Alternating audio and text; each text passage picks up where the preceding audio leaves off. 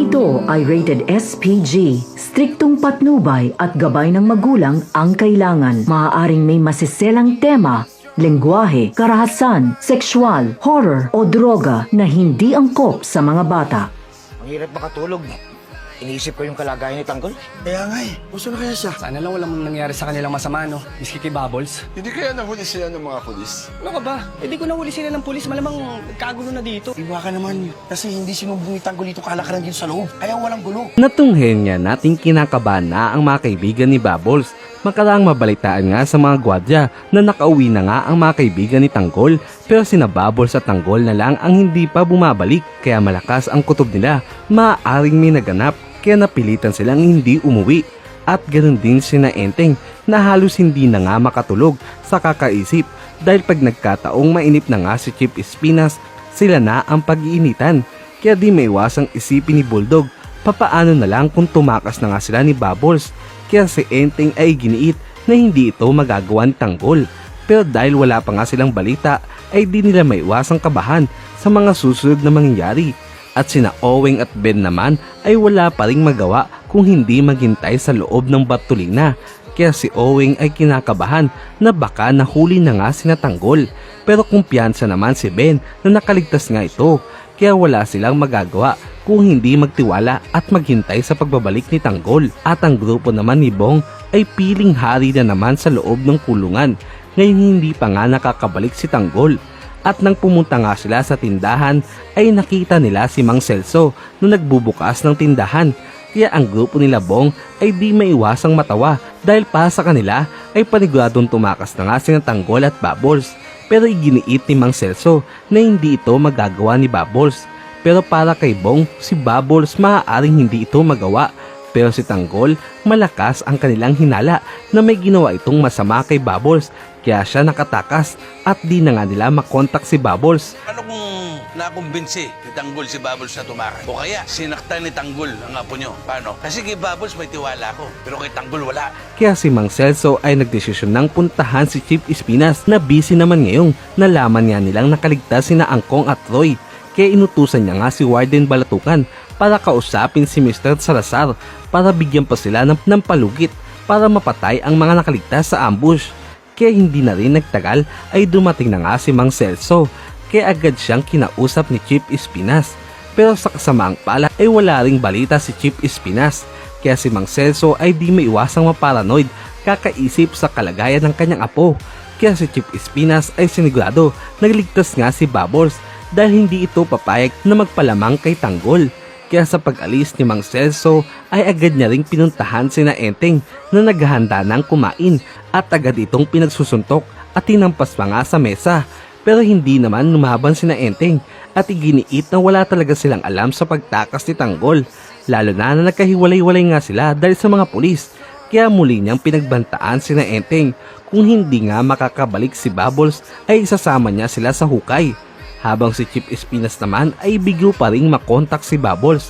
Kaya si Makasantos ay malakas ang kutob na tumakas na nga sina Tanggol.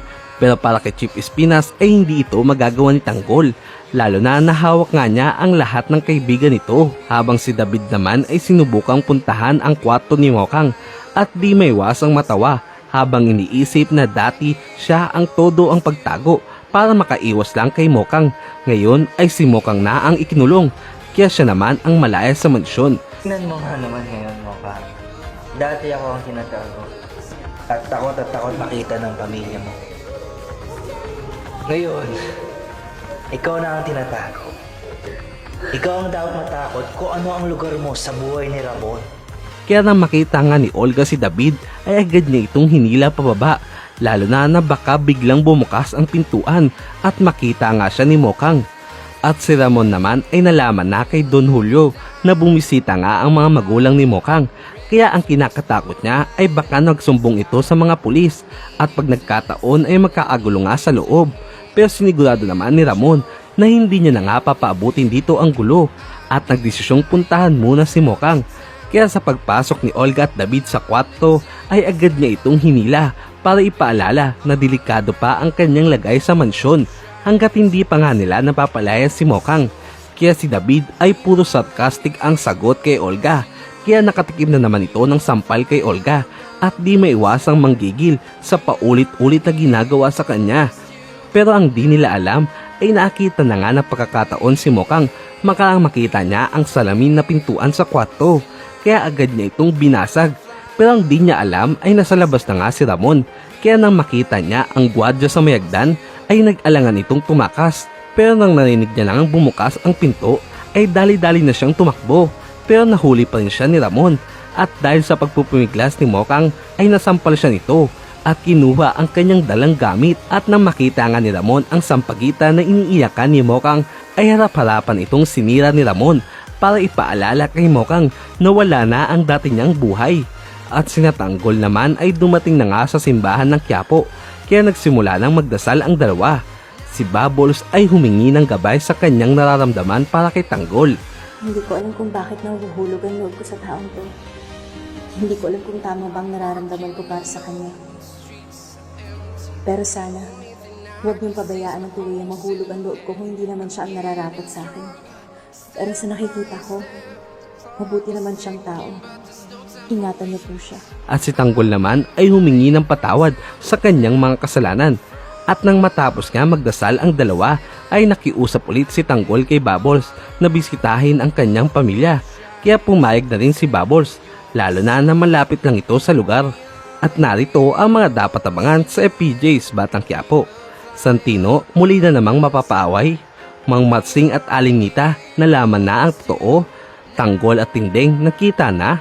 Natunghen nga nating bumaba si Santino para magbigay ng pagkain kay Mang Roberto. Pero ang di niya alam ay nilak na nga nila Lawrence sa CR si Mang Roberto at tinambangan si Santino, kung saan agad siyang pinagtulungan ng grupo ni Lawrence at plano pang paluin ng tubo ang kanyang kamay para hindi na ito makapag-boxing. Habang si Mang Matsing at Aling Nita naman ay magkasamang nag-iikot para mangolekta ng bayad sa pwesto. Kaya si Roda ay giniit na sa malamang ay kailangan nga nila ng pera, lalo na nakakulong na nga si Edwin. Kaya gulat na gulat si Mang Matsing na marinig ito, pero giniit nila Tinding na totoo ang balita na nakulong na nga si Edwin. 750. Kailangan niyo talaga ng pera dahil kailangan niyo ng piyansahan si Edwin. Yung ba yun? Ano yung pinagsasabi mo? Galing sa akin yan, ha? Gaya kay Tindeng. Nag-iimbento ka. Eh kung hindi kayo naniniwala, eh pupunta kayo sa presinto. Kaya si Mang Matsing ay dali-dali na ring umalis. Habang sina Tanggol at Bubbles naman ay magkasamang pumunta sa bahay ni Tanggol, kung saan palihim na inakyat ni Tanggol ang kanilang bahay. At doon ay naabutan niya nga si Tindeng, nakakauwi lang galing sa pagtitinda.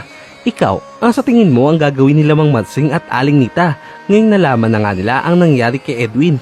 Si Ramon kaya ang maiisip nilang may kasalanan? Kaya comment down below na yan.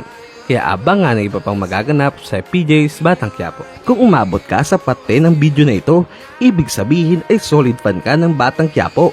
Kaya inaanyayahan kitang sumali sa aming Facebook group na Solid Batang Quiapo, kung saan nagpo-post nga kami ng mga updates at behind the scenes mula sa paborito nating serye, at sama-sama nating pag-usapan at alamin ang mga susunod na mangyayari sa FPJ's Batang Quiapo.